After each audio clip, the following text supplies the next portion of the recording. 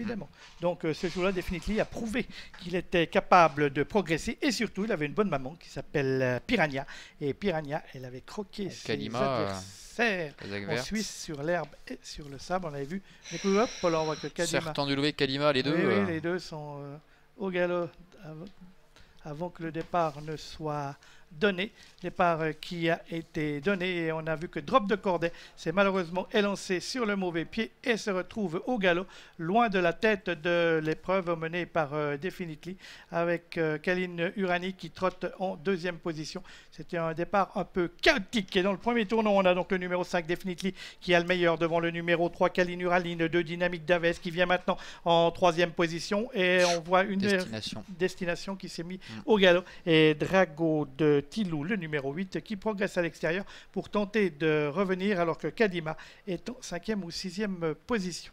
Et Drago de Tilou qui progresse maintenant avec Marc-André Beauvais qui vient quasiment à la hauteur des leaders. Beau retour également pour le numéro 4, Drop de Corday et Kadima qui vient très vite. Le numéro 7 qui essaie de passer en revue ses adversaires. Michel Hubert qui ne le contre pas Kadima, qui ne contre pas Kadima, le numéro 7 qui va prendre le meilleur. Avec en deuxième position Definitely qui est donc là dans son sillage. En troisième position Kalin Urani, Drago de Tilou est quatrième, suivi encore par Dynamique Davez avec un peu plus loin la présence de Drop de Corday. Le numéro 4, on rappellera que le numéro 6 Certain du Louvet et que l'As également Destination ont été disqualifiés. À un tour de l'arrivée, on accélère avec Kadima en tête qui prend une longueur à Definitely qui a un peu de peine à le suivre. On est ensuite en troisième position avec Kalin Urani qui précède Drago de Tilou, le numéro 8.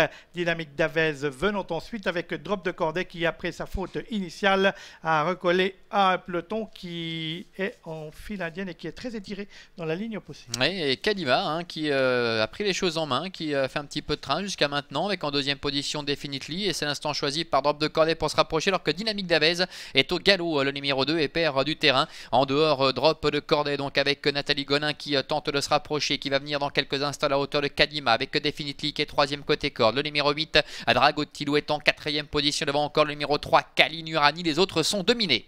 On a bientôt abordé le tournoi final avec Kadima qui doit laisser passer Drop de Corday, le numéro 4 qui a pris le meilleur. Derrière Kadima, on retrouve toujours Definitely avec Drago de Tilou qui va maintenant se porter en troisième position. Kalin Urani venant ensuite. Ouais, ça se passe pas bien pour Definitely qui est piégé derrière Kadima.